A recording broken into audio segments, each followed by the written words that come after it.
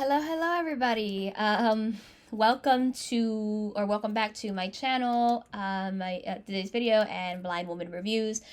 If I sound like I have very little energy today, I'm sick. I'm not feeling well.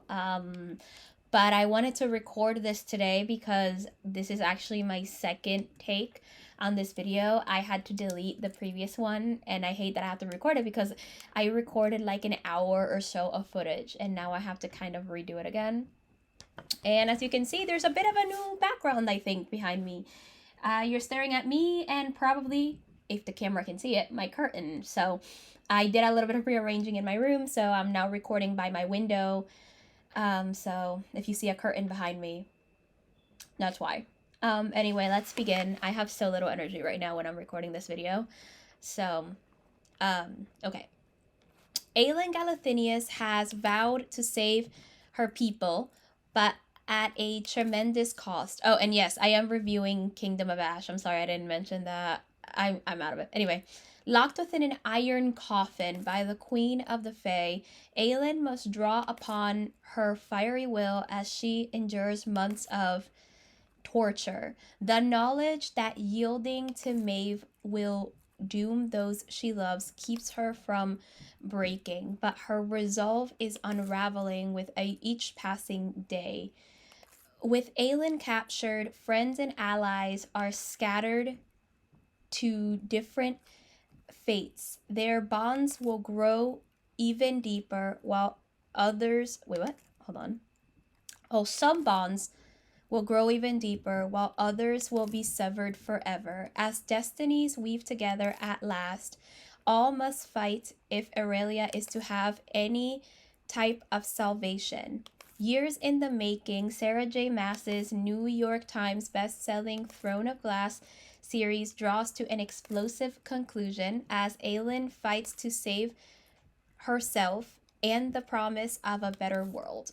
I want to say I actually really like that they have the phrase "a better world" in the description, and it kind of makes sense, and you realize how it makes sense throughout the sorry, throughout the series. You kind of realize how it makes sense. But I want to say that Kingdom of Ash was intense. It was intense. I was like, the first time I read it, I remember feeling like, oh my god, this is intense, it's crazy. And then I'm reading it the second time and I'm like, yep, it's pretty intense. It was crazy. I remember reading this and I remember feeling sort of like, oh my god, it's so intense. Like the things that happen in this book are beyond beyond, like, just so many connections, so many threads, but also so many things that happen, and then it's all kind of like, it all leads to a very satisfying ending. But by the end, there are some people you're just like, I wish you did not get that specific ending for one reason or another, whether they're good or bad. It's like, I wish I didn't get that specific ending because you didn't deserve that ending. But they get this ending, and it's like, it's all satisfying, but it's also so either sad, or in some cases not always super satisfying, but also very satisfying. It usually depends. Hey guys, give me 1 second. Anyway, yeah, these endings were pretty satisfying, even though, like, each character arc ended in a very satisfying way, even though sometimes you're just like, I wish that this was not always the ending for certain cases. At least as a reader, that was my feeling. So this is kind of all I can say spoiler free. So if you do not want to be spoiled for Kingdom of Ash, this is a perfect time to exit the video or click off or whatever it is that you do. But this spoiler section might be quite long, so get yourself some snacks, some whatever it is that you might need when you watch these videos, unless you're just watching them in the background, because I don't think you need to stare at my face an entire time, because all I'm doing is giving you a review. But whatever it is that you do, get yourself some get ready for this. I will be beginning the spoiler section. So 3, 2, 1, go. Okay, so let's start with the ending of Empire of Storms and move on from there. So in Empire of Storms, we have it ends with Maeve capturing Aelin. In this ending, first we learn that through the witch mirror that Aelin is the one that's meant to kind of give up her life in order to put the lock in the word gate so that the gods can take Erewhon with them. And she also asked Selena if she would be there the entire time, but she was also she also ended up with Maeve along with Minon, and Elide was there. And we find out that Lorcan basically summoned Maeve and her armada in hopes of saving Elide. Elide also did argue with him about it and basically told them a bunch of very, very, very bad. She said a lot of things. She basically said, "I hope you're lonely and that you will never find happiness." Because he betrayed her queen. And Maeve dishonorably took the blood oath from. She dishonorably took. Released Gavriel, Lorcan from the blood oath. But kept Fenris and kept them in wolf form in order to watch basically Aelin be tortured. So she ends up whipping Aelin on the beach, and she tells everyone all about the whole part that Rowan and her are mates, and that's how everybody kind of finds out. And she basically took a kind of Elide's place because she basically kind of made kind of like this trade so that Elide doesn't get hurt, and but also that pretty much everybody else had a chance to go because Maeve's armada was pretty big. So she took Aelin after Cairn, who was her new commander now, whipped her, and she put her in this iron box or coffin. The description says it's a coffin, but I remember it being referred to as both. And basically, Aelin is chained, and she also has a mask on her face that is of iron. And she's put there and she's taken, and then that is when everyone finds out and sees all of Aelin's plans, like the army and all that stuff all coming together, because she basically reached out to anybody who owes her a debt.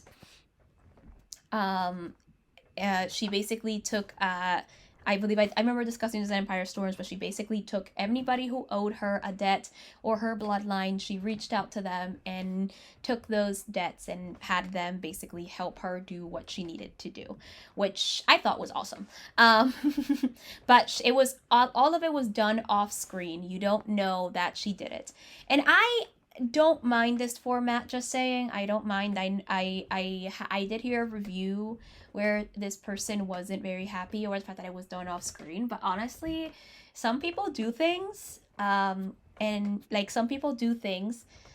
they don't tell you. So I feel like if it's done off page / off screen, it's kind of realistic too when people decide to do things and not tell you about them. I feel like it makes sense, in my opinion, of course.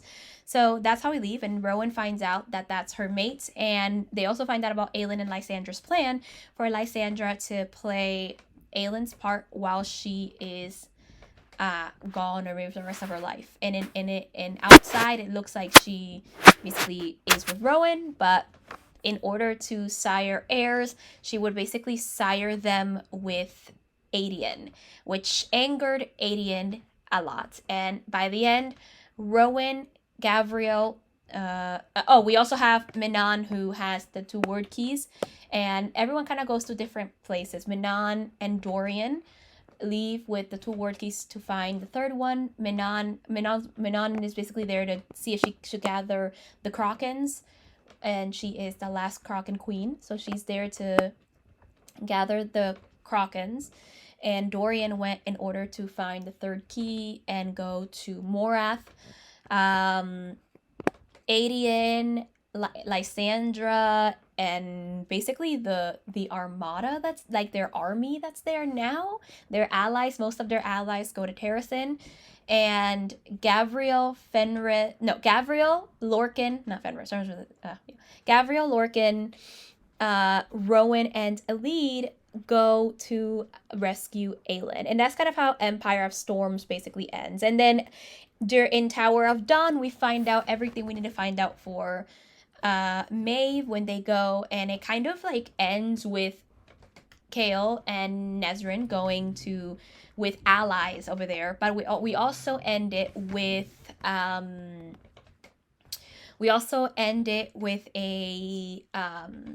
with like a almost like an epilogue, I guess you can say, with Aelin, I guess, arriving in a way where at her destination, and like where she says, you know, ready, let's begin, like where Maeve says like, I'm glad you're awake, let's begin.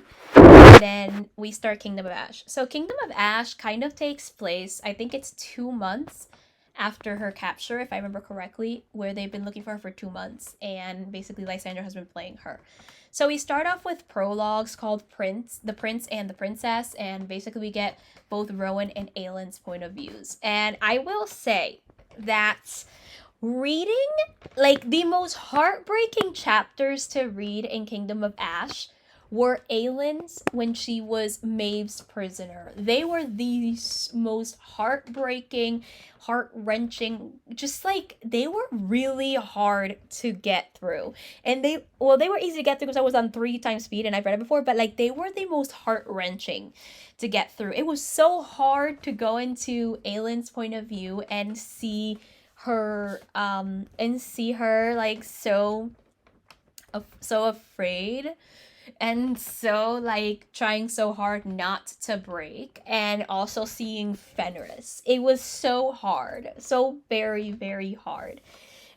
The book kind of, we see all our different all the usual point of views, and that we've gotten used to following, and we see how they're dealing with all this stuff, and it's so hard, you know, it's very hard to read some of these things. So Aelin is, as I described, in the coffin / box, and she is, oh, hold on, I did click the button. I hope I didn't do anything.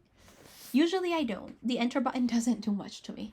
I just clicked the button by accident. Okay. So we have Aelin in this box, right? And she is basically being tortured by Cairn and Maeve. And Fenris is in his wolf form and forced to watch while Aelin is being tortured. Cairn, due to the blood oath, he can't really do anything. And Maeve has allowed Cairn to kind of order Fenris when to take care of his needs and when to stay, and when to stay where he was.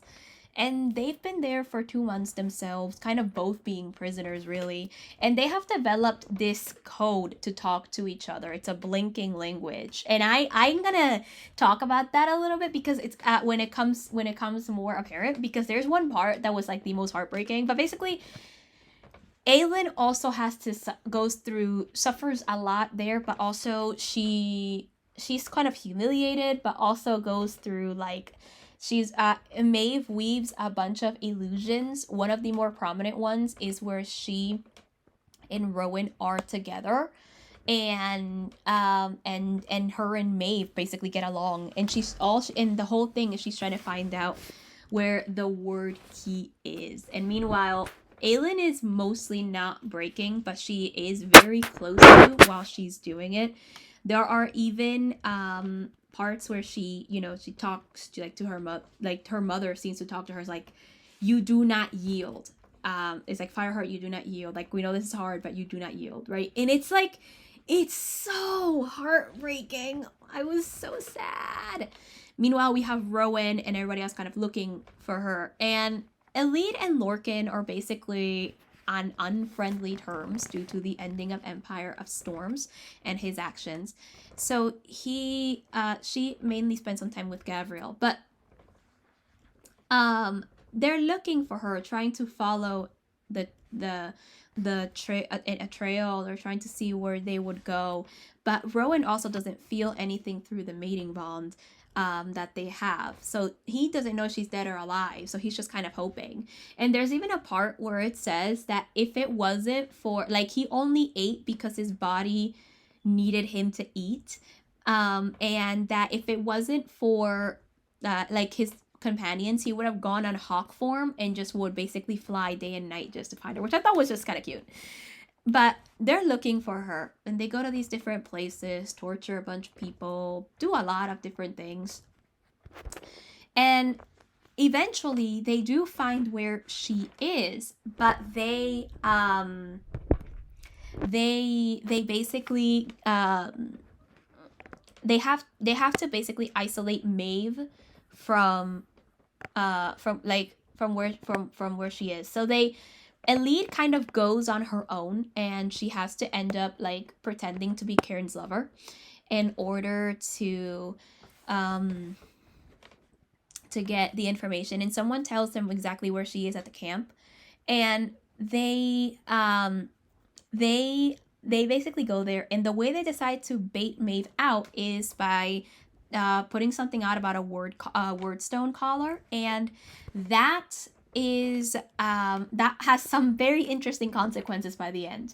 But basically, she plans to put the wordstone collar on Aelin in order to control her, because she wants her to give up where the third word key is, and in general where the word keys are, and also swear the blood oath to her and basically do whatever she wants, right? So that is what she wanted to do.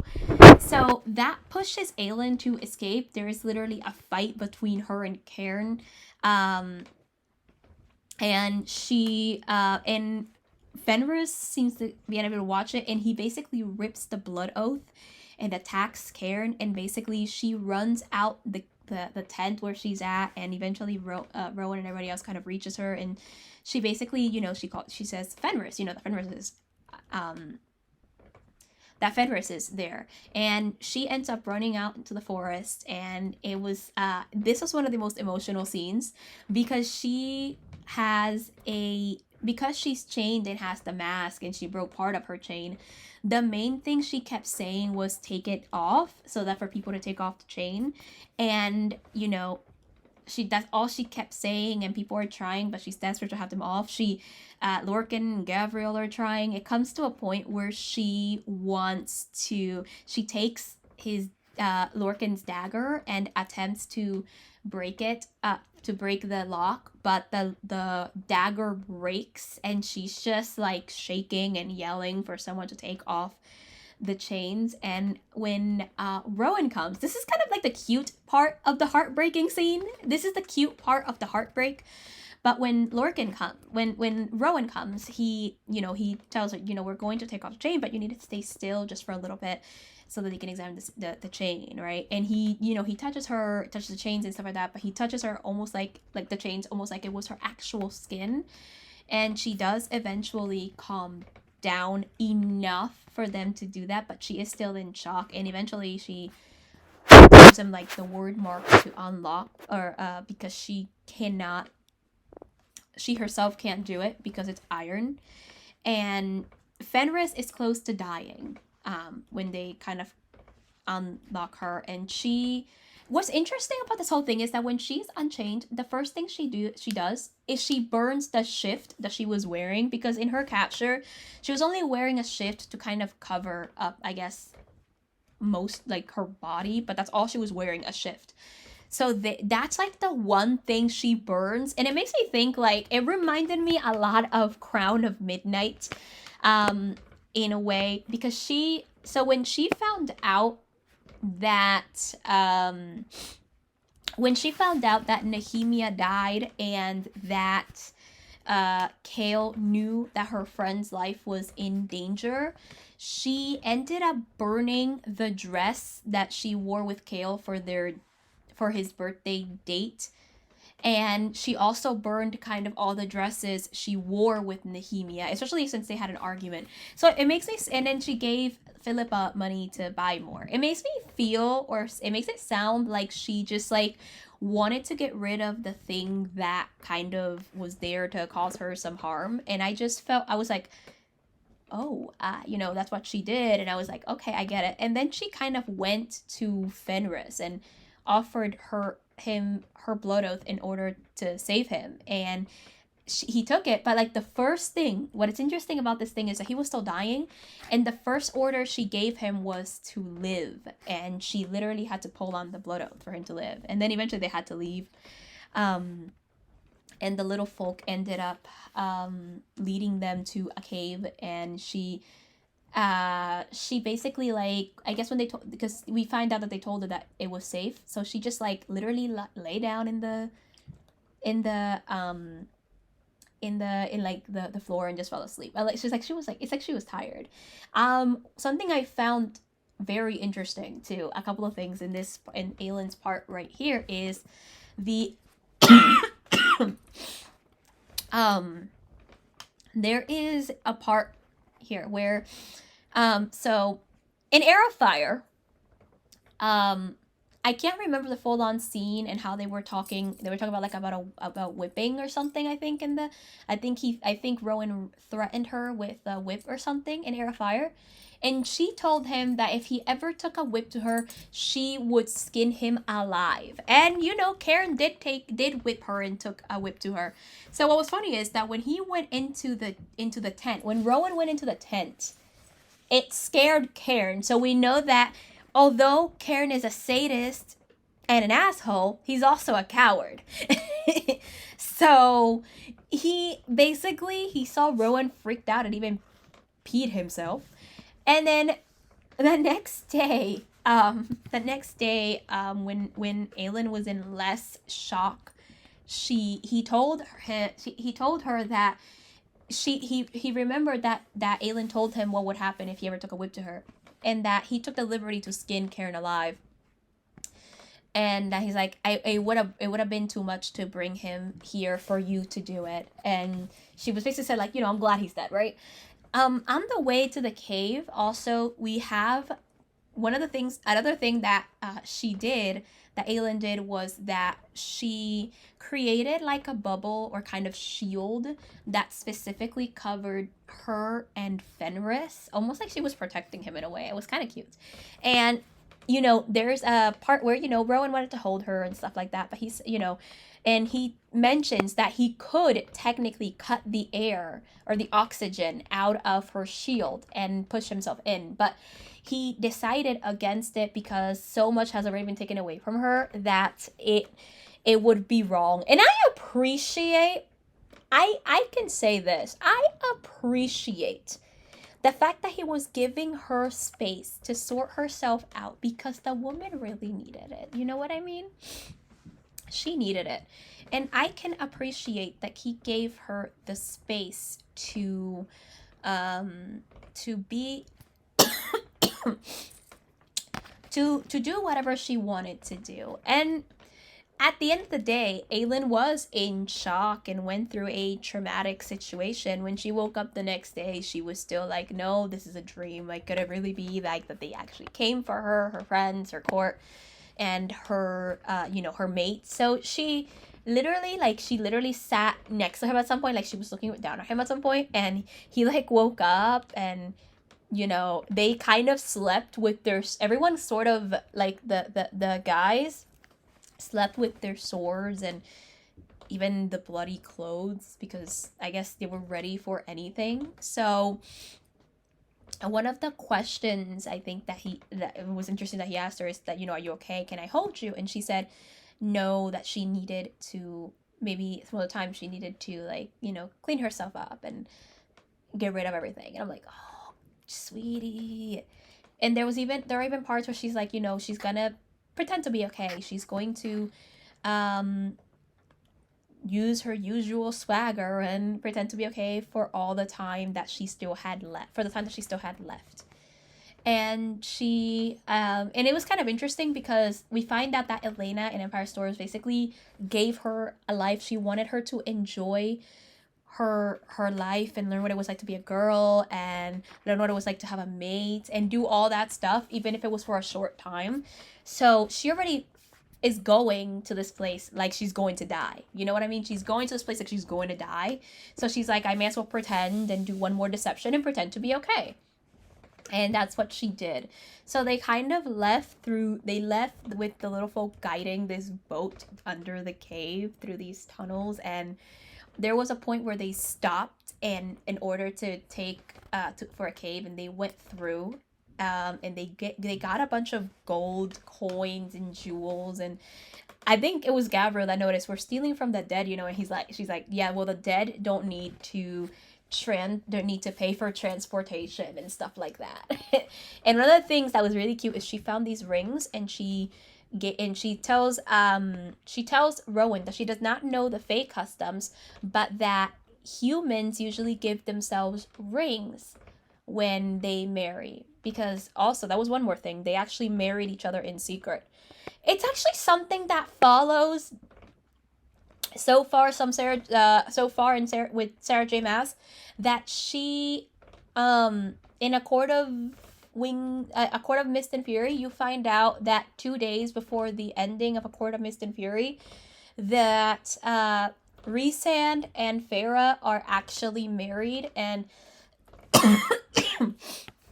and it's something that's interesting that they married both in secret. So yeah, that's something that can be looked into maybe at some point when I review A Court of Thorns and Roses. So when I go do that, hopefully soon.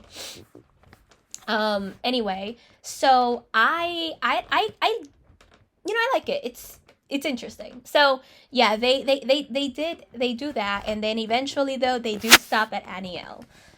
So now that we're in Aniel, in this point of the story, which I love from here on out, let's talk about Kale and Irene. I'm gonna show some love to my beautiful queen. And Hazar and everybody else. I love these ladies. These ladies are amazing. So Kale and Irene are pretty much with Hazar and Sartak and Nezrin as they made a trip. They were basically going now to Terrasen in order to get to get help as was planned. And they do stop at Aniel because there was news about about the Vogue wanting to sack Aniel. And they go, and Kale's dad is an asshole as usual, and a jerk, and he meets Irene and he kind of insults her, but she takes no shit from him, and she talks back, and I was just like, yes, go right ahead. And he he basically hasn't done anything for his people that much. The keep is in disrepair because his dad's thing is that if it still holds, it's fine. So much is happening. So Kale had to take kind of like a leadership position, even though he's basically not the Lord of Aniel right now. And he had to take a bit of a leadership position and get his people ready to fight, along with help from the current army that was brought from the southern continent. And they're fighting. Irene is healing and getting rid of the Vogue and more in there, while everyone else is fighting. So that's kind of something. And Irene already knows the story of Aelin and who she is, and basically who she met all those years ago in Inish in The Assassin and the Healer. So it was interesting because in The Assassin and the Healer, if you their meeting was it was very interesting, and I love how it kind of comes back here. And it's a beautiful thing. I love how it just comes back and it all sort of goes up. It's a very beautiful it's a very beautiful thing when you see it all connect, and it's like, oh, this is so cute. It's beautiful to me as the reader. So we have that, and she already knows it, and she still has the note to show Aelin, like Kale requested at the end of Tower of Dawn after he was telling her the story.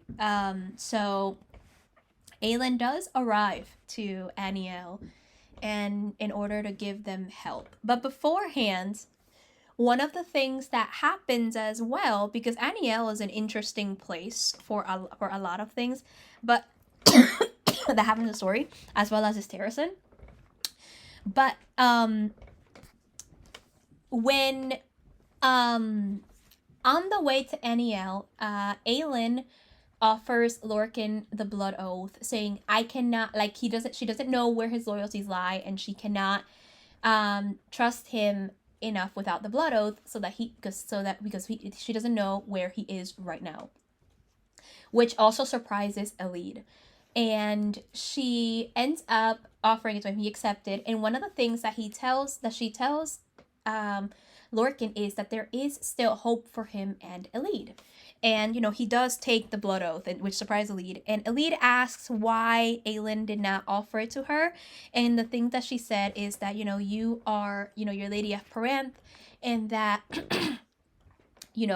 right now the lords are against her. And that if she was to give Elide the blood oath, her vote would basically look compromised, which Elide understood, which I'm glad she did, because Elide is a very intelligent lady, even though she cannot really read or anything. She is a very intelligent lady.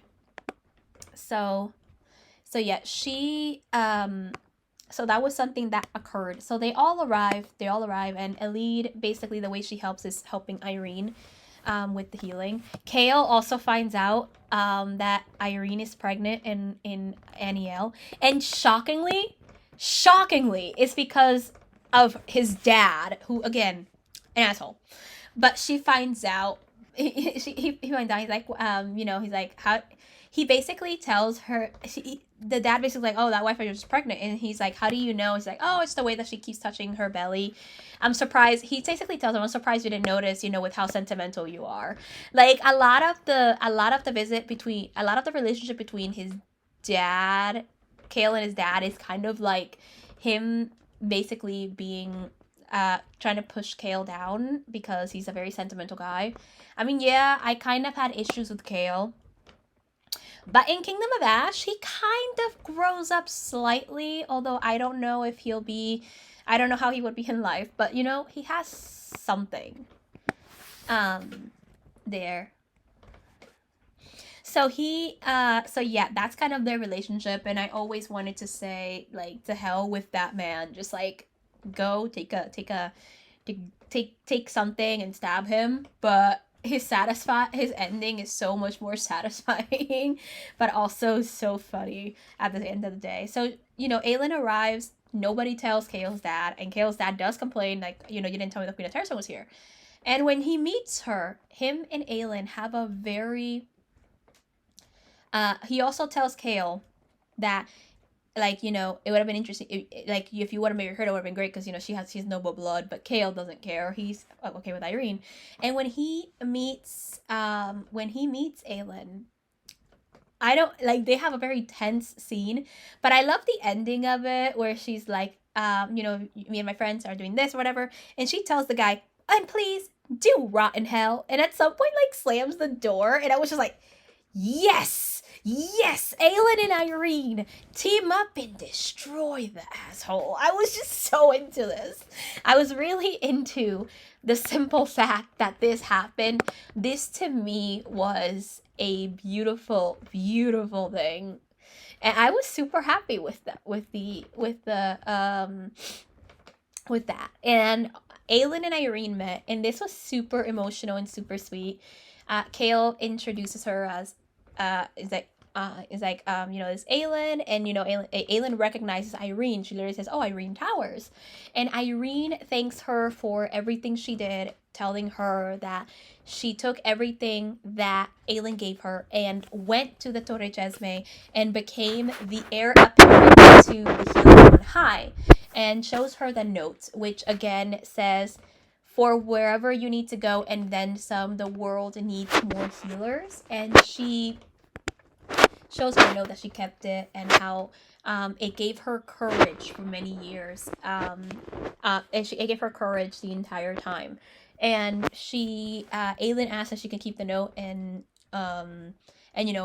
Irene gives her the note, and they're just so great together. I love the ending with them, but that was like a beautiful part with them. And they did end up saving Aniel, because the Vogue didn't want to sack the city, but they save Aniel, and they were about to break this dam, because they wanted to break this dam, but they wanted to they were trying their best to evacuate everybody. And in this fight, and Elide asks where Lorcan is, but nobody knows where he is. He was at the field.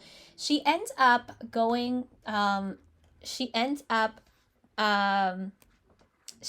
using kind of Aelin's title to get to Lorcan, basically yelling, "Make a path for the queen." But when nobody listened to her, she became really commanding and was like, "Make a path for the queen." Which, by the way, Elide is a queen. I don't care what is said. You need to make a path for a queen. You really do. And and there was a handler who was struggling to put Farasha, which is basically Kale's horse, into the stables, and she took it from the hand, because Farasha was biting the guy, and she took it from the handler, and he very gladly gave her up. And she tells Farasha, "I need you, friend," and Farasha let her ride him. Let Elide ride her. It's a her, because I think it's a her. I really do think it's a her, because Farasha in Helha means butterfly.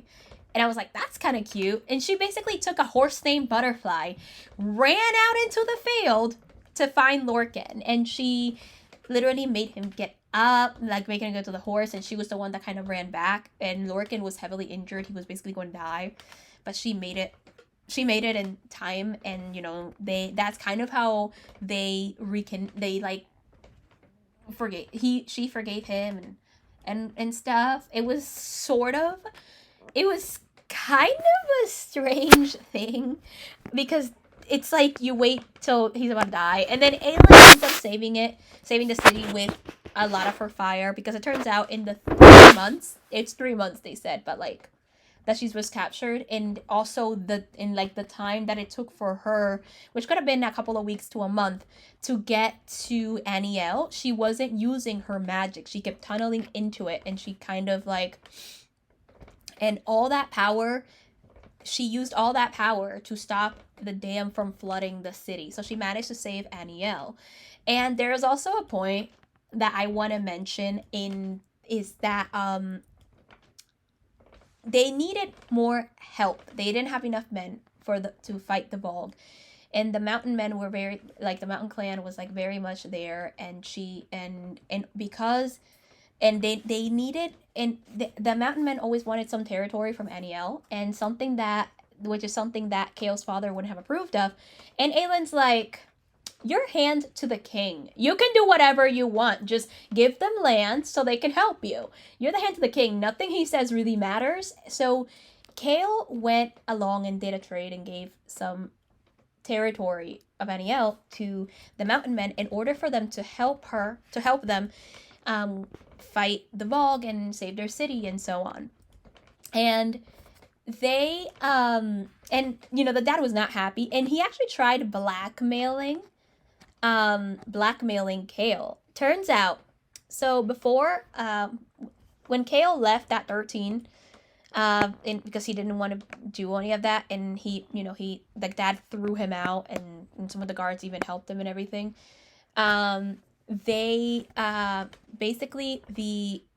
His mother was writing to him, but it turns out, we find out when Kale comes back to Aniel, he wanted to help her and everything. He finds out that his mother is gone, that she found out about this, took her ladies in waiting and their families and Taryn, and they left, and they just left a note or something. And we find out he tries to blackmail Kale because he's very sentimental, and he talks to he tells Kale, he shows Kale a trunk with a bunch of letters. It turns out that the entire time that Kale thought his mother didn't care about him or was disappointed and didn't write to him, it turns out his mother was writing to him, but that Kale's dad, the asshole, ended up intercepting his letters, his mother's letters, and his mother found out, and she left. And he was trying to blackmail Kale and say, do you want to read these letters, for him not to make the trade in the territory. And I love how Kale put him in his place, and he was like, keep the notes. Maybe this is the only way you'll be able to remember her. And then just left. And it was just like, yes. And after they saved Aniel, they were all they all went on the way to Terrasen. Now let's go to Manon and Dorian, because this was interesting. This was very interesting. We're going to circle back to Aniel in a minute. But first, I want to go through this because I find this kind of interesting and kind of funny all at once. So, Manon and Kale still have their physical relationship that they've kind of been having since Empire of Storms. But it looks like it grows a little bit. They start caring about each other, and it seems almost romantic. But it feels more physical than romantic on their end. But basically, they end up meeting the Krakens, and at first the only person who is nice to Manon is Glennis, her great grandmother, and she is very she's very nice, but everybody else is kind of like, everybody else is not as nice to Manon, right? So they in her claim as Kraken Queen kind of doesn't go through, but she ends up maneuvering so that they realize how dangerous the Vogue is, and the Iron Teeth hosts are, and she ends up getting them to, they see how dangerous they are because the I think it's like the a couple of Iron Teeth and everything ends up in their camp, and they have to kind of go to a different camp. And another thing too, they find a Stygian spider, also known as Karen. In the southern continent, they were known as Karen Kui. And basically, Dorian wants to learn to shapeshift, and this spider named Cyrene also is able to do so because she stole the I think 20 years of this shapeshifter's prime life, and she also took part of his magic, and she's able to do it. So he was trying to learn from her, and in the process, he did learn how to do it, and he ends up killing Cyrene after he got the knowledge he needed. So it was a very interesting thing because it took him a little to learn, but he did. But I think it makes sense because Dorian's magic is raw magic, so he can kind of control it how he wants. There's like fire, and he uses ice and fire, and he can kind of shield himself. He can do a couple of different things. So he learned shapeshifting and killed her. So circling back to Aniel and Tower of Dawn. In Tower of Dawn, we met Falcon, who's basically a shapeshifter, who again was taken 20 years off his life by a Stygian spider for spider silk, and so that he can sell it. And he met Aelin in the Empire and the Desert when she was in Xandria's market while Ansel was plotting with the Lord of Xandria. And he basically ends up with Aniel as an ally, trying to look for Lysandra, his niece, in order to, because his brother abandoned her, and he was going to tell her, everything is like, it's yours, and he wanted to meet her and stuff like that. And she, Dorian, it turns out, he told, when Aelin saw him the first time, she's like, oh, the merchant's market. And it's like, oh, you just know each other? Yeah. It looks like I didn't have to kill or slay a Stygian spider for you. And he's like, wait, if you didn't, then who did? And what was very interesting is I don't think Falcon ever found out that Dorian was the one that killed Cyrene, which was the actual spider that took his a bunch of years of his life, and when she died, the years of his life were returned to him. So he used to look like an old man. Now he's young again. So that I thought was kind of interesting in retrospect. So yeah. So while they're headed there, the Krakens were already headed to Eelway as they needed aid. And when they got there, they found a bunch of Krakens dead. So the way that it turns out that Manon gets some respect from them is that she and the 13 ended up digging the graves of the Krakens that were there. So they got some respect out of that. And Dorian has a plan to go to Morath in order to get the keys. And Manon does not want him to go, and at some point she does admit that she cares about him after she becomes queen. And she or is declared queen, really. And but he still ends up leaving. But basically, the way that the crown ends up like going to her, it's that the matrons show up in order to fight the Krakens, and Manon basically fights in front, trying to fight for them in a way, and she fights, and then the yellow legs matron had the crown, it seems, if I remember correctly, and Manon kills that matron, and the crown, she takes it and it starts glowing. And then when Manon gives it to Glennis, the light dims, but when she puts it on her brow, it starts glowing. And then from there, everyone realizes, she's queen. And at the end of it all, the blue blood matron and her grandmother end up leaving, and she allows the blue blood matron to leave and to tell Petra that all the debts are paid. Because before this fight, Manon went to visit Petra and all the Iron Teeth that were under her command, and telling her that she telling her everything that happened to her, and how they were basically made what they are, and that they could do better than their foremothers and so on. And she left them to consider, and now basically Manon basically turned on lit the flame of war, and basically it kind of goes with, your queen summons you to war, will you answer her call? And everybody kind of went to Terrasen when a messenger came with Terrasen calls for aid, while Dorian had already left to Morath previously. And I love Dorian when he's at Morath. When Dorian is at Morath, it's very funny because he's there and Maeve finds him. And he manipulates Maeve. He pretends to have like an alliance with her. It turns out all that court intrigue really helped him out. He forms like an alliance with her and wants her to be his bride, apparently. And she accepts. She's like, okay. And like, because her army, her city abandoned her.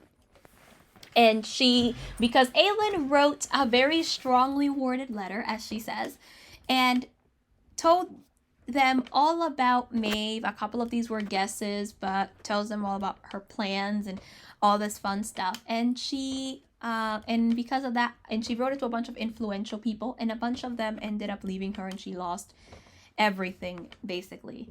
And she so she wants to basically ally with Erewhon in order to destroy Aelin. And after this manipulation, and he lets her see exactly what she wants to see and how much he might hate Aelin and all that stuff, it ends up happening that she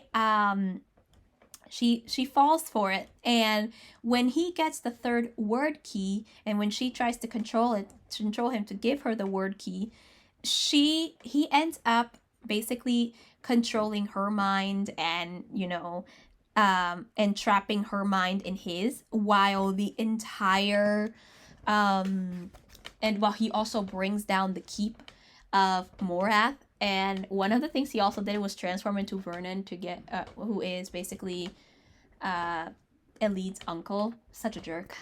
And he ends up transforming into him, and in order to get the in order to get some questions answered by Erewhon, right? And one of the things that one of the things that happens is kind of interesting, and he ends up sending Vernon away. This will become so much more interesting later in a little bit. Basically, he brings down Morath and takes away Maeve's power to walk between worlds, and it's like, and he basically says, "World Walker no more," and he just leaves while the keep is falling. I enjoyed it, and he basically makes his way there, and he ends up meeting with Aelin, Gabriel, Fenris, and a bunch of the army there. Another thing that I actually sort of forgot to mention in Aniel, since there was a lot of things that happened in there too, is that there is a point where they were talking, they were like in a war council, and Aelin had not been saying anything, and she just grows, and after the end of it, she just like runs off and like just drinks a lot of water, and like she tells Rowan finally how she felt and how it's like, and she asks if he ever believed it, like, you know, her acting, her swagger, like if he ever believed her, and he's like, no, not at all, like I knew you weren't. It's like he played along with her, but he knew she wasn't okay, and she's like starting to cry, and he holds her, and he's like, you know, she doesn't know what to do, and he's like, we fight, and you know, it's adorable. It's an adorable scene. It's just really cute. You need to read it for yourself and find out. It's really adorable. But yeah, so everybody now, eventually they pass Tharian's Gap, which is also a place that Manon passed in order to talk to Petra Blueblood, and then no one is there. There is no Iron Teeth, no one is there. And the only person that they find, besides with a couple of the others, there is Vernon, which again, Elid's uncle. And they put him in a place, and they tell Elid, oh, he's here, and you know, we want to find out what you want to do, how you want to basically punish him. And she already knows they're going to torture him to get answers if necessary. And so she goes to see him, and the main question she has is why he did what he did. And it turns out that the reason he basically did it is he was very much jealous of his brother and Marion.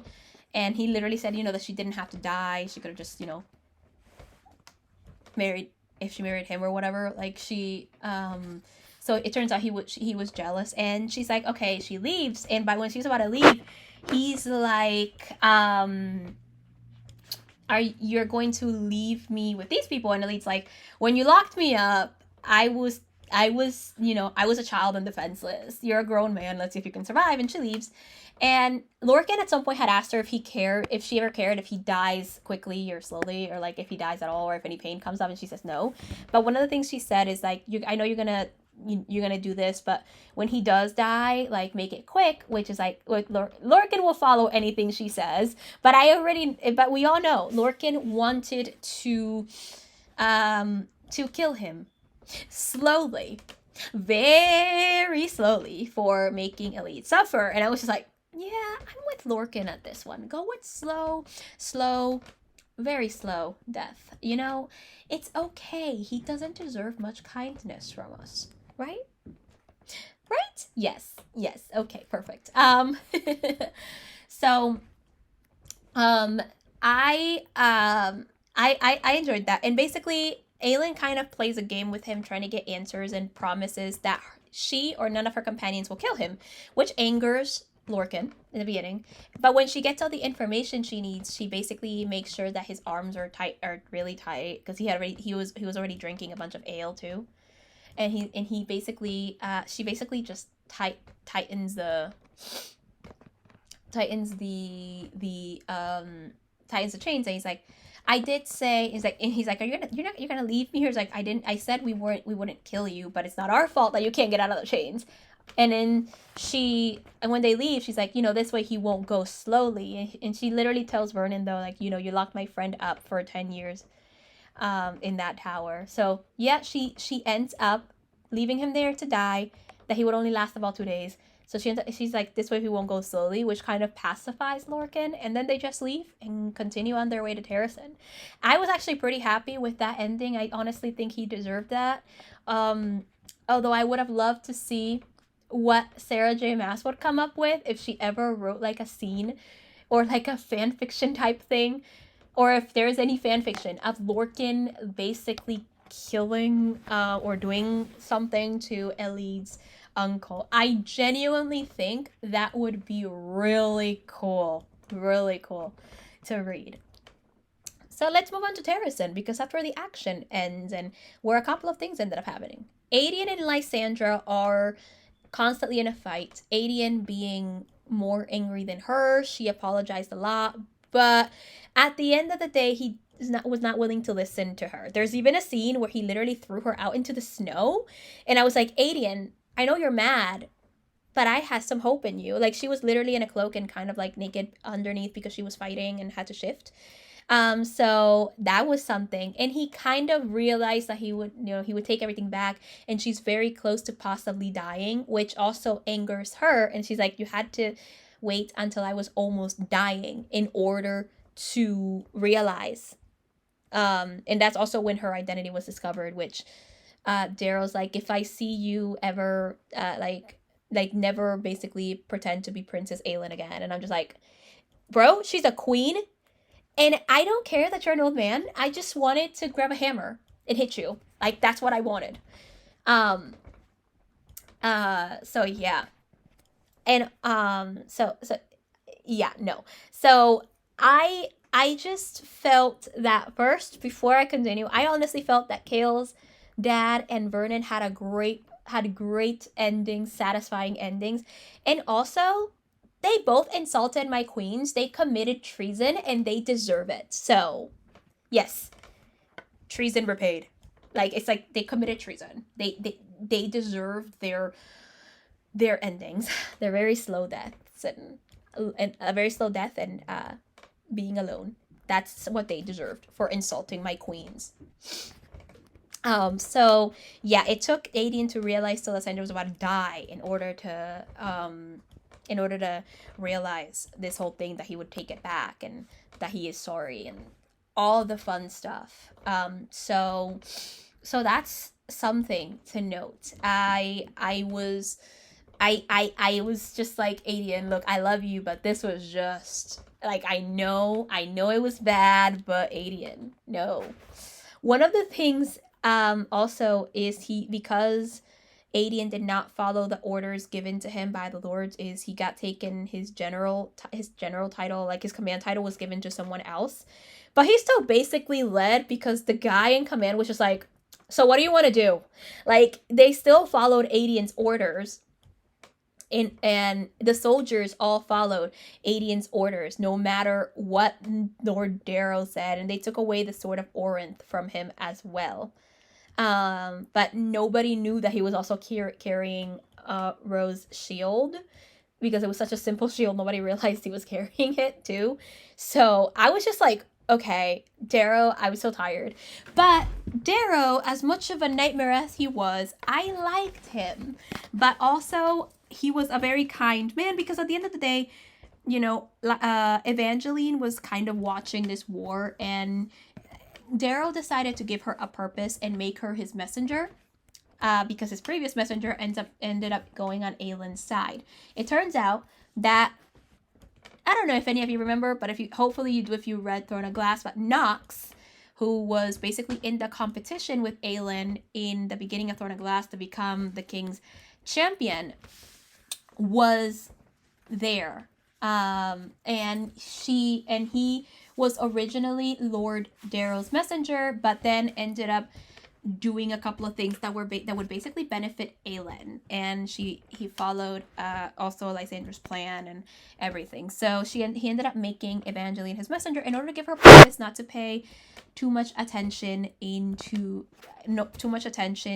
the to the war and all that stuff. And which Lysandra thanked him for, because he said that the one thing he remembers from like 10 years earlier was the children, having to watch that and dying and screaming. And so in all heart, I think Darrow did care about his kingdom and just didn't think Aelin was right to rule, and also didn't had his own prejudices, but eventually his whole thing was changed thanks to Evangeline, which I'll talk about later too. When at some point when in the fighting in Harrison, they Minon, her 13, and the the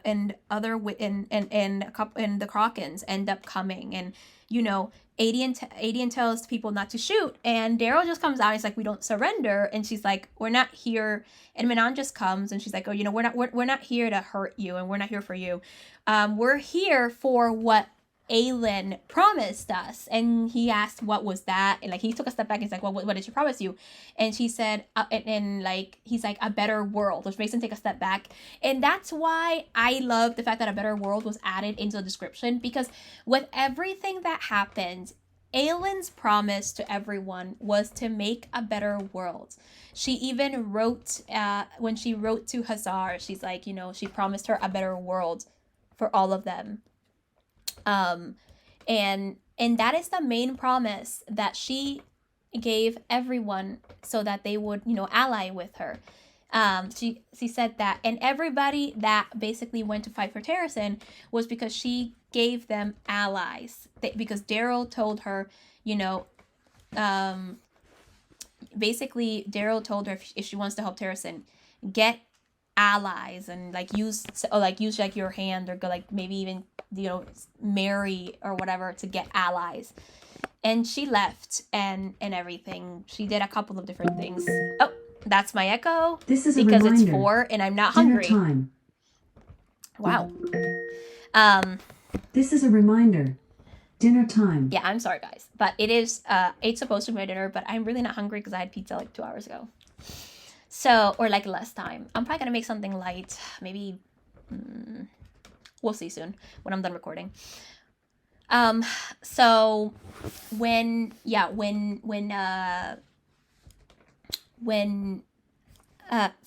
that was one of the things that happened, right? And the saddest part, they're fighting, but everything is getting so much.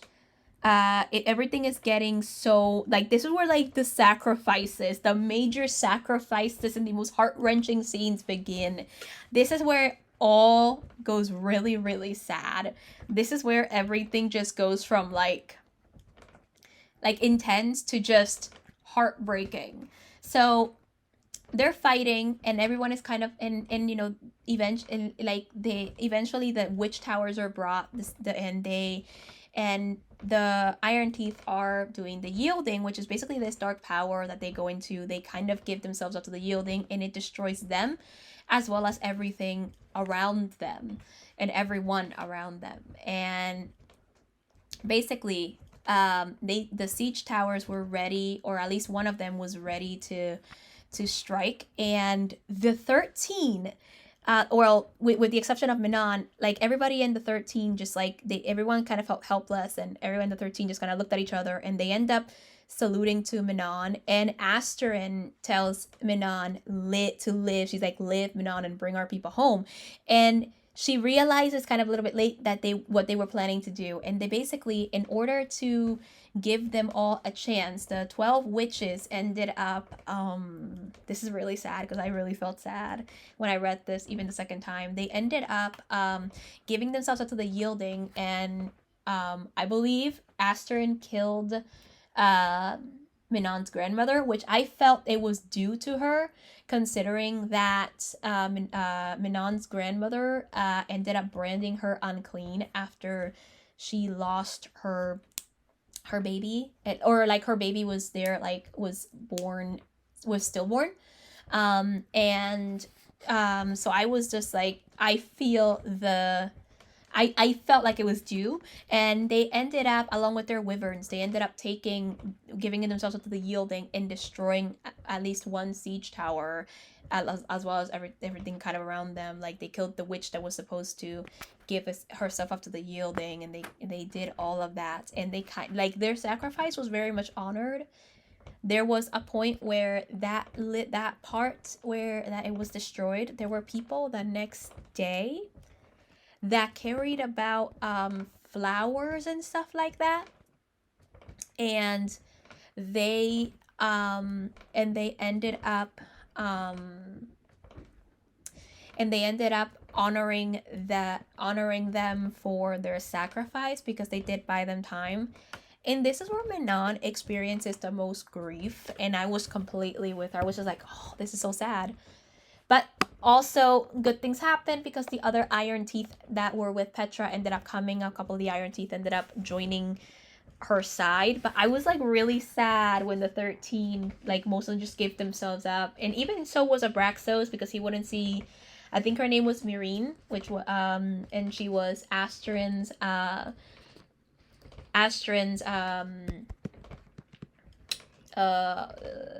wyvern, and it turns out they were kind of in love. It was kind of cute. It was adorable. So yeah, I just found myself kind of like, oh, this is very sad. Like I was just very sad. So yeah, no, I genuinely was sad. So I basically just, no, yeah, that was like one of my saddest scenes. So when the next sacrifice is honestly also very sad, and I'm going to talk about it in a little bit, but now when everyone was on the way to Terrasen, they all voted at some point of what they should do, if they should take care of the word keys now or wait until Terrasen. And everyone voted to do it now, and Aileen was basically ready to do this, and there was like an argument with Rowan, and he suggested that she asked Dorian to help her, so that they both only gave up half of their life, and and she agreed, and she did. And that's what they originally were doing. So, however, when they were doing it, Dorian's dad, like his ghost kind of appears, and he's like, he's going to take it. He's going to take Dorian's part. And he's like, because the main thing was like, nameless is my price. And Aileen thought it was all her, but it turns out, it was, but it also wasn't, because, yeah. And the king's like, of course I can do it. Nameless is my price. And she's like, Dorian's like, you have a name. It's like, no, it doesn't. You have a name. And you get Aileen, yeah, you have a name. Your name is, wait, what is your name? And they kind of just realized that the king had no name, and that he does not remember his name. And I was just like, oof, okay. It brought up like a lot of things for me about names. There's a thing about names in the book. So Aileen went as Selena, as the assassin. She played that role, and then Nehemia gave her the name of Elentia, the spirit that could not be broken, in order to, and she said to use it when other names become heavy. And I'm like, oh, Nehemia. So that was another thing. And in Air of Fire, she went by Elentia, which was the name that Nehemia gave her, and it was kind of sweet. So yeah, and she did that, and then she pushed Dorian out and ended up doing it with Dorian's dad. But it turns out it was still a lot. She still was kind of giving up a lot of her fire and a lot of everything. So by the end, she sees the gods, and she tries to bargain with them if they can please, if they can return Elena to let her live with her family while they will fight Erewhon. But the gods ended up just erasing Elena out of existence and saying we don't bargain with mortals. So Aelin continues, and she realized, no, I'm not going to be a slave to these damn gods, right? And Mala, who was basically, I think, Deanna as a god, and she was her part of her bloodline. She ended up deciding to she ended up giving, Aelin gave up most of her fire, so she ended up giving Aelin a kernel of flame as a parting gift. But she ended up, instead of sending the gods to their world, she actually opened a portal to a different world, where she found this world trying to open a portal to talk to Nehemia and apologize. So she ended up sending them to that world where there were a lot of creatures trying to fight, and then close that portal because she's like, no, I'm not going to be a slave to you people. And then she was, to get back, she was like, it turns out that Rowan, when he was redoing her tattoo, drew a bunch of word marks in order to hopefully lead her home. Like, he was trying very hard. And she went through a bunch of these worlds. And this is where I genuinely think, I have a theory. As it seems, so does this other person I watched. I don't know her channel name, but I do know she is a Spanish booktuber, and she was reviewing, I think, A Court of Silver Flames, and at some point House of Earth and Blood. But basically, she has a theory in that the Sarah J. Maas worlds are connected. I want to delve deeper into that, but I want to do that when I am reviewing specifically A Court of Silver Flames, which hopefully I will do that soon in the next upcoming months/weeks, because she passes a bunch of different worlds. She passes a city by a river, and she also ends up passing Valeris. And the city by the river, I'm definitely sure it is Crescent City, that she is describing. I'm pretty sure. I haven't read Crescent City in a little bit, but I'm actually quite certain. And she also ends up describing, she also ends up passing Valeris and ends up describing a Fae male with a heavily pregnant female. Hashtag Feyre, anybody? Feyre and Rhysand? Anyone? No? Okay. And she ends up waving to him, basically asking her to slow her down, and he ends up pushing like a warm, like, summer breeze almost, or gentle night summer breeze or whatever it is, in order to try to slow her down, and she kind of waved her thanks, and she was out. But this was also discussed in A Court of Silver Flames, when it was that a random, like an unusual red star appeared, and we know that was Aelin. I actually watched an Instagram live where Sarah J. Maas was asked that question, and she confirmed that it was Aelin. So if nothing else can convince you, I think that would be it. That these worlds are definitely connected, and that my dream is that all these worlds cross over. And I want to talk more about that, but in another review, another time, maybe I'll make a full video on how I don't know if I'll make a full video, but I'll definitely talk about it as I review other books and tell you about it. I'll refer a lot to A Kingdom of Ash, definitely. So yeah, anyway, so she went through all this before she eventually got home. And so that basically says to me, by the way, that even though the word gates are closed and all that stuff, that word marks still work, because he had hope that the word marks would guide her back, and it seems like they did. And there's even a scene where she used word marks to open a portal to get more allies, which were the previous Fae that used to live in Terrasen. They hid in another world and went to live with this tribe of like wolf riders. It seems like they ride wolves and everything. It's I don't know how to describe it. I really don't. You need to read the book to get it. It's a very long 984-page book, but it's lovely. So, after that, they all go there. They all go to Terrasen. They all fight.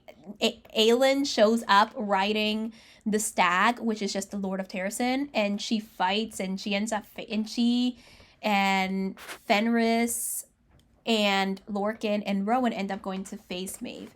One of the things that ends up happening is that Gavriel ends up checking on Aidan, asking if he's okay, and he's like, one of the gates is about to break, and he's like, we need to close this gate. And he's like, okay. And he had like a shield up, and what he ended up doing is he went out to the Vogue and ended up sacrificing himself in order to give Aidan and everybody else a chance, which is where Aidan truly experienced grief because he did not get to know him.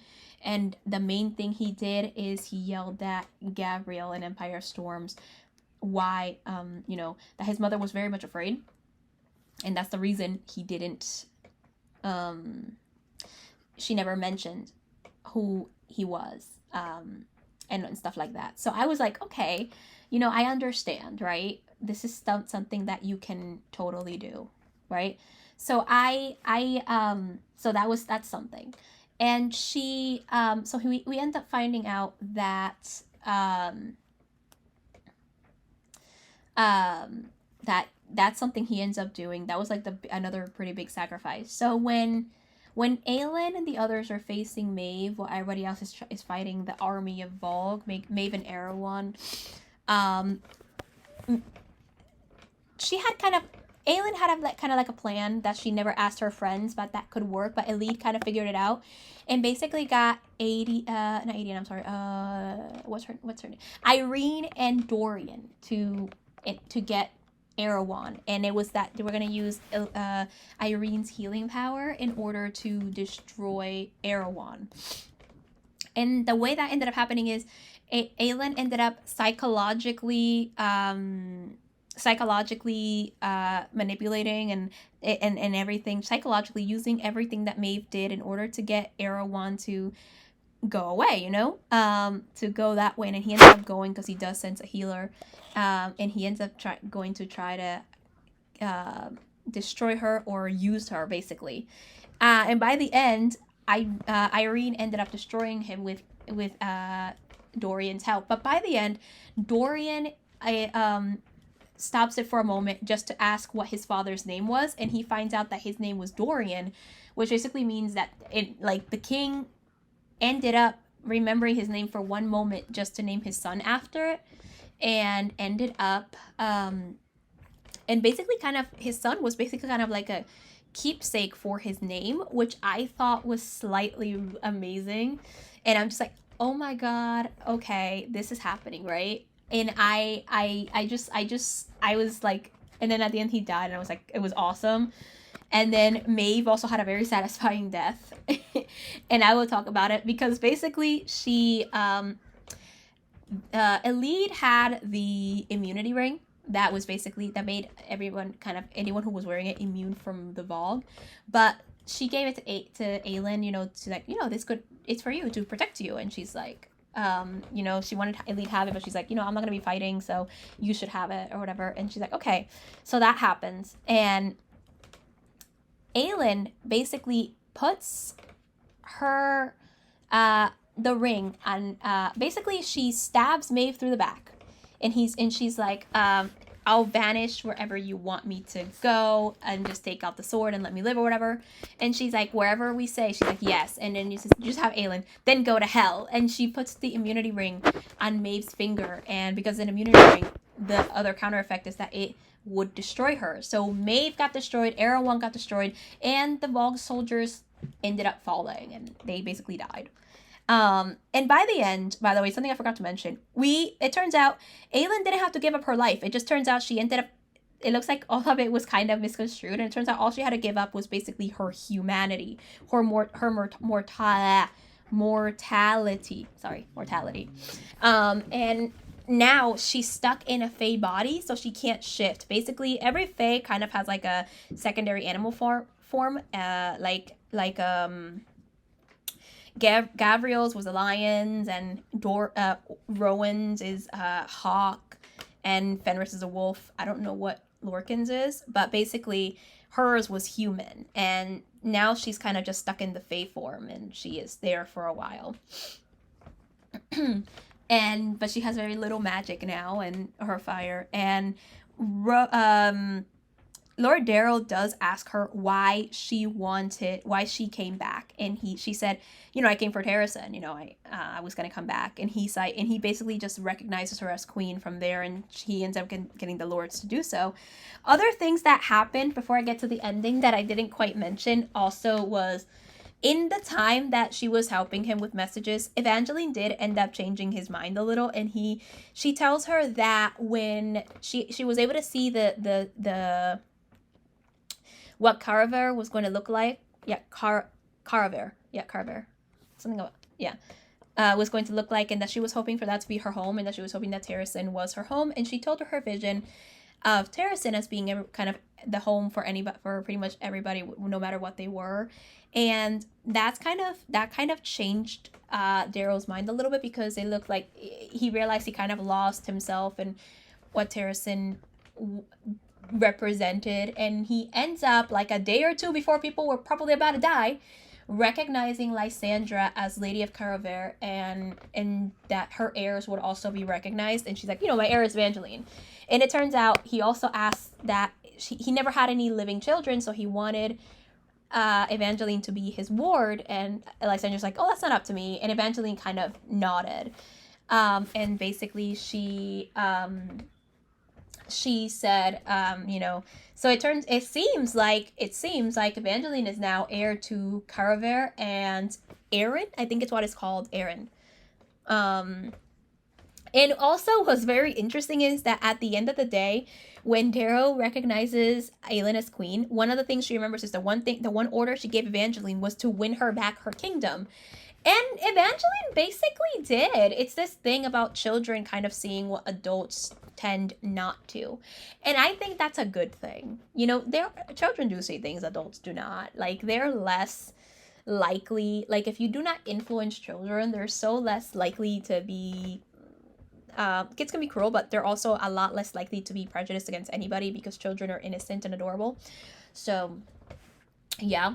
Another thing is that one of Murta, one of the older lords, actually ended up fighting, or going to fight, and he ended up dying. So he also made another kind of sacrifice, and he also brought the army together and everything. So skipping to the end, we basically have, when by the end, when all of it happened, she does tell Manon there could be a monument for the 13 if she wants it to be, but Manon didn't say yes or no, for the sacrifice they made. And also that the curse on the waist was broken, because they kind of went after a sacrifice. The 13 kind of broke the curse in a way with their sacrifice in Dark Time, and how the Iron Teeth and Krokens were also kind of allied together in a mutual cause. So that's another thing. They also, another thing that I found is that Aelin went to see Gavriel when he was dead. Previously, Gavriel asked Rowan why Aelin did not offer him the blood oath, and he explains that she wanted Aidan to take it first and it before him. So that's something that happened. But Aelin honors him and offers him the blood oath in death, and basically promises to kind of like bury him with honor, because he basically saved her country. And 10 days after this whole mess, she ends up getting crowned. There's a celebration and a coronation. And also, I forgot to mention that the little folk also kind of guide her through a shortcut to go to Terrason. And basically, it turns out she is technically their queen, because she is Fairy Queen of the West, I think is what it is. And he ends up, and they also, the one thing that they want is also a better world for them. So she kind of gets crowned by also the little folk and Terrason. And she ends up, when she ends up getting crowned, I think, like, my favorite part is she gives Aidan the blood oath in front of everybody, and also receives the Fairy Queen, the crown, and she becomes Fairy Queen of the West. And she basically becomes queen of two realms when you think about it. And my favorite part of the coronation, though, is that when she was going out to meet her people, all the women that helped her, so Manon, even Evangeline, Lysandra, all the women, Hazar, all of them ended up walking with her. She's basically took all the women that helped her and walked with them in unison to meet her people, which I thought that was great because Aelin went with her character arc was one of like finding seeing women as threats, from that to actually fully embracing them and seeing them as a support system. And I think that was an awesome arc. I actually recently saw Sarah J. Maas interview on Kingdom of Ash where she was mentioning that, and I can see that now that she mentions that. And the goodbyes were so sad but also so right. Everybody kind of went to different places. Turns out there were some young riders that wanted to stay in order to train a couple of wyverns that they found. They found like wyvern eggs, so they wanted to train to ride them and train them and stuff like that. So Dorian wants to make them their aerial legion. So he asks Manon if she would be willing to train the riders, and she's like, I'll ask Petra and Bronwyn if they want to come. And then she just leaves to go home, basically to the wastes in a way, and everything. Ansel also leaves along with pretty much Galen and everybody else. And I think that Irene and Elide end up deciding to write to each other often. And I think the most interesting goodbye definitely has to do with Irene and Aelin, because Irene says, we are no longer, like, it's like we're far from Inish now, right? And Aelin says, but lost no longer. And I think that's a good feeling when you don't feel lost. You know what I mean? At the end of the day, it's a beautiful feeling. And the book kind of ends in an epilogue where a bunch of things are happening and everyone is kind of rebuilding. But it also ends with, like, I think it's some form of the king's flower or something that ended up growing. So it's like a blessing for the ruler. Now, in this whole thing, I did not give too much love to Aidan and Lysandra, but it's just that their thing was a lot of arguing in Kingdom of Ash, but their romance was amazing. I also didn't give too much love to Elide and Lorcan, but I do want to talk about them, and I wanted to save this section specifically for them because I wanted to talk about something that shows up in this thing. So first of all, Aidan and Lysandra, it turns out, would be married. Eventually would be married. Like they'll be getting married, and also Elide and Lorcan, I guess, either got married or will also be getting married. But there's a scene where Lorcan did ask him to marry her, and she did, and he's like, yeah, I can't wait to marry you, and to tie his life to hers, or to bind his life to hers, and she was happy about it. But it's something interesting that kind of shows up also in Sarah J. Maas's writing. First in Tower of Dawn, when Irene bound her life to Chaol, but in that one it was to save him from dying, so I understood that one. In here with Lorcan, I guess you can argue that the reason he did it is because he's 500 and technically he has a longer lifespan than her, so she's going to die before him. So I guess he wanted to either extend her lifespan or just die when she did, because if one of them dies when you bind their lives, at least those are the rules, so will the others. So that's something like it didn't have to be there, I feel, but it happened. It also happens in A Court of Wings in Ruin at the end, when Farah and Rhysand kind of make a pact and bind their lives together when the other one goes, so they'll go together. But that was also horrible because at the ending of A Court of Silver Flames. So a lot of these characters seem to bind their lives, and it's like, it feels like there's no reason to do that, with the exception of Irene and Chaol. But other than that, Elide and Lorcan's romance was cute. And interestingly, Lorcan, when he married Elide, would actually have to take her last name. So her thing was his thing. Now his thing is Lorcan Lockin, and I was like, oh, that's kind of cute. So yeah, those are all my thoughts on Kingdom of Ash. I told you this video would be long, so if you made it this long, congratulations. I think you're a champion at this point if you made it this long. Thanks for watching if you did. Let me know in the comment section your thoughts on Kingdom of Ash. Did you enjoy it? Did you not? My next video regarding Throne of Glass will be recommendations. I do have recommendations for all of you, so I have some coming up tomorrow. Yeah, tomorrow. So I'll be recommending a couple of things tomorrow. I hope you guys enjoyed yourselves, and until next time, everybody, consume stories.